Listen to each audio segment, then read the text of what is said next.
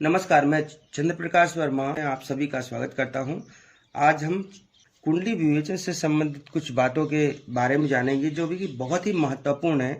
आप कभी भी कोई भी कुंडली विवेचन के लिए लेते हैं तो उस समय हमें कुछ छोटी छोटी लेकिन बहुत ही महत्वपूर्ण बातों का ध्यान रखना चाहिए, तभी हम ठीक से विवेचन कर पाएंगे। पहला बिंदु है देश काल व परिस्थिति। कुंडली विवेचन में देश काल व परिस्थिति के अनुसार हमेशा फल बताना चाहिए। कहने का मतलब, अगर किसी की कुंडली है, वो बालक की कुंडली है या बालिका की कुंडली है और उसकी एज 6 साल ही हुई है और उस समय ग्रहों की स्थिति कुछ ऐसी बन रही है कि एक अच्छे से जॉब का योग है, लेकिन आप उनको ये नहीं बता सकते कि अभी इस बच्चे की जॉब लग जाएगी, क्योंकि उसकी उम्र ही नहीं हुई है। तो इस तरह से देश काल व परिस्थितियों का ध्यान रख के हमें कुंडली विवेचन करना चाहिए। दूसरा, राशि व उनके स्वामी। जो भी कुंडली में राशियां हैं और उनके स्वामी हैं, ये हमें पता होना चाहिए, जो कि मैं पहले भी बता चुका हूं। अब तक आप सभी को याद भी हो गया होगा। योग कारक और मारक ग्रह। कुंडली से हम योग कारक और मारक ग्रह कैसे निकालते हैं, यह पहले के अध्यायों में हम चर्चा कर चुके हैं।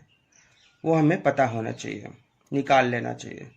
डिग्री, किसी की भी कुंडली लीजिए, उसमें उनके अंश अर्थात डिग्री होती है, दी हुई होती है, तो उसका हमें पता होना चाहिए कि कौन से ग्रह किस डिग्री पे हैं, ताकि उसी हिसाब से हम जान सकें कि वह ग्रह कितना % रिजल्ट दे सकता है।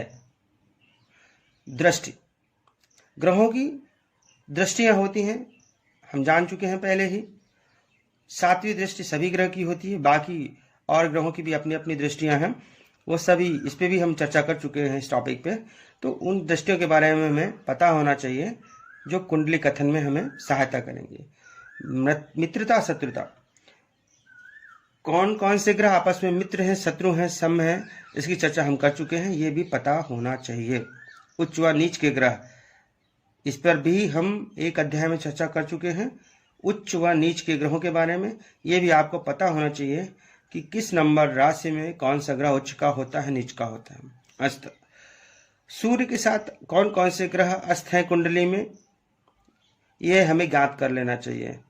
अस्त के लिए क्या डिग्री होती है पहले ही बता चुका हूं, वहां से आप रेफरेंस लेके आप देख सकते हैं कि कौन सा ग्रह सूर्य से अस्त है, क्योंकि अगर कोई ग्रह सूर्य से अस्त है तो वह ग्रह अपनी शक्ति को खो चुका होता है। युति, ग्रहों की युति को भी देखना है, क्योंकि ग्रहों की युति से हम जान सकते हैं कि कौन सा योग व दोष बन रहा है। तो ग्रहों की युति, योग व दोष के बारे में भी हमें पता होना चाहिए, कौन सी ग्रह के युति से कौन सा योग बन रहा है, दोष बन रहा है, ताकि हम सही फल कथन कर सके। मित्र राशि में शक्ति, अर्थात कोई भी ग्रह अपनी मित्र राशि में बैठता है, किसी भी कुंडली में कोई भी ग्रह अपनी मित्र राशि में बैठता है तो अपनी शक्ति को बढ़ा लेता है। इसी तरह अगर वह अपनी शत्रु राशि में बैठता है तो उस ग्रह की शक्ति कमजोर हो जाती है। वक्री ग्रह और फल, वक्री ग्रह सदैव 3 गुना फल देते हैं। वक्री ग्रह सदैव 3 गुना फल देते हैं।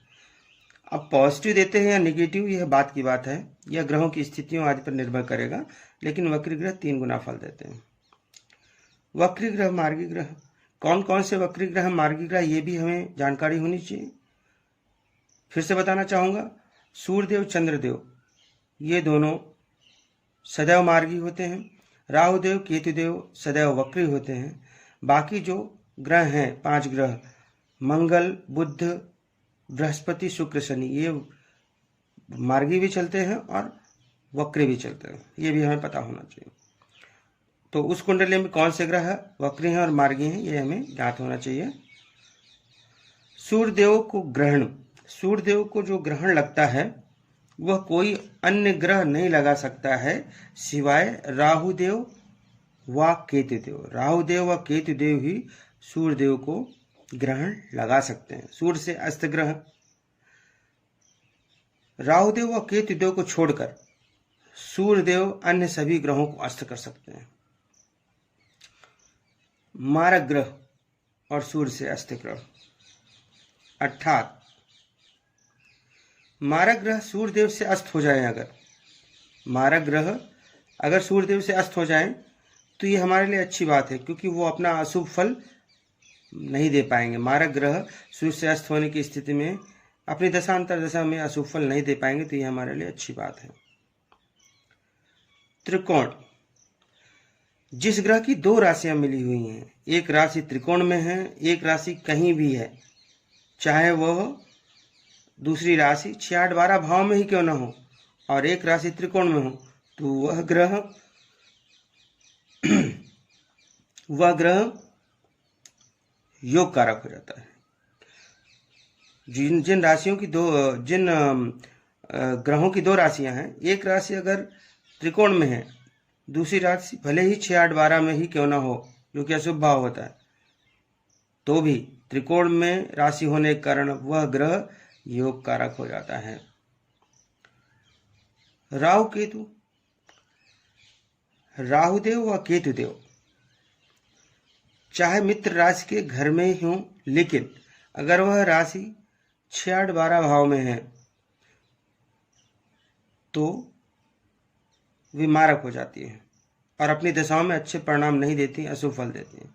राहुदेव व केतुदेव, जैसा कि मैंने बताया था कि राहुदेव केतुदेव अपनी राशियों के अनुसार फल देते हैं। अगर मित्र राशि में है तो योग कारक है, और शत्रु राशि में है तो मारक हो जाते हैं। लेकिन अगर राहु देव और केतुदेव अपने मित्र राशि में भी हैं, लेकिन वही राशियां 6-8-12 नीतिक भाव में है, तो अशुभ भाव होने की वजह से राहुदेव और केतुदेव वहां पर मारक हो जाते हैं, अपनी दशा अंतर दशा में अशुभ परिणाम देते हैं। दशा, किसी भी कुंडली में हमें विंशोत्तरी दशाओं को जरूर देख लेना चाहिए। वहां उसमें चार्ट दिया होता है, उसमें दशा अंतर दशा, विंशोत्तरी दशा, अंतर दशा, सूक्ष्म दशा, उन सब के बारे में हमें, प्रत्यंतर दशा, प्राण दशा, उनके बारे में हमें देख लेना चाहिए। इससे हमें पता चल सकता है कि कौन सा ग्रह अपना सबसे अधिक असर किस टाइम में देगा। ये तो बहुत ही महत्वपूर्ण बिंदु थे। इसके अलावा भी बहुत से छोटे छोटे और बहुत ही महत्वपूर्ण बिंदु होते हैं जिनका हमें कुंडली विवेचन में ध्यान रखना चाहिए।